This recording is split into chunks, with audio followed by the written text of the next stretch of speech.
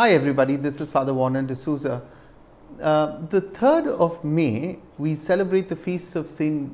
Philip and St. James the Apostles, and I thought today I'll share with you a little bit about these two great apostles. Philip came from the same port as Peter and Andrew, Bethsaida in Galilee. In the first chapter of John's Gospel, we see Jesus calling him directly. After his calling, he immediately began to lead others to Christ. His character comes across in two incidences in the Gospel, one of which is described in the Gospel reading of today's liturgy. After his own calling, we are told, he went looking for his friend Nathanael and told him about the one about whom Moses wrote. We will see this in John chapter 1, verse 43 to 45. Philip comes across as someone who is rather innocent and naive, and it takes him some time to acknowledge what is really going on. Like the other apostles, Philip took a long time coming to realize who Jesus was.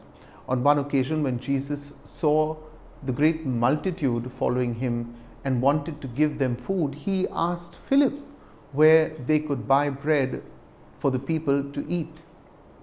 St. John comments that Jesus said this to test him because Jesus knew himself what he was going to do. We read this in John chapter 6, verse 6. Philip answered, 200 denarii wages worth of food would not be enough for each of them to have even a little bit. John's story is not a put down of Philip. It was simply necessary for these men who were to be the foundation stones of the church to see the clear distinction between humanity's total helplessness apart from God and the human ability to be a bearer of divine power by God's gift. On another occasion, we can almost hear the exasperation in Jesus' voice. After Thomas had complained that they did not know where Jesus was going, Jesus said, I am the way. If you know me, then you will also know my Father. From now on, you do know him and you have seen him. John chapter 14, verse 6a and 7. Then Philip said, Master, show us the Father, and that will be enough for us.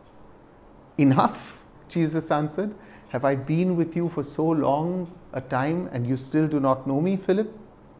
Whoever has seen me has seen the Father. And you can read this text in John chapter 14, verse 9. Because Philip's name was Greek, Philippos, either spelled as Philippos or Filippos, it literally means a lover of horses. That is what Philip's name means. We are told that one day two Greeks, probably converts to Judaism, approached Philip and his companion Andrew. Again, Andrew would be Andreos, also a Greek name meaning manly.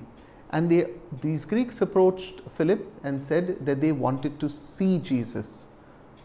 Jesus is in Jerusalem and it is on the eve of his passion. When told about this request, Jesus replied enigmatically with the image of the seed having to fall into the ground and die before it gave fruit. Clearly, it was a way of telling these men, Philip and Andrew, and the Greeks, that seeing Jesus was much more than seeing his exterior. They would also have to grasp the inner meaning of his sacrificial death as an essential part of his identity. That is what we can speak about Saint Philip. But we also celebrate the feast of Saint James the Less, whose feast we also celebrate today and who is also known as the son of Alphaeus, and is called Less because he was younger than the other apostle by the same name, James the Great, the son of Zebedee. He is not to be confused with James found in the Acts, the son of Clopas in the Acts of the Apostles, who was a brother or a cousin of Jesus, later Bishop of Jerusalem and the traditional author of the letter of St. James. Of St. James, we know little of his life, of the life of this apostle. But I want to wish you today a very happy feast. Remember, the very word apostle means one who is sent, and all of us are sent to bear the good news of Jesus and to share the good news of Jesus with the whole world. Happy feast, everybody, for tomorrow.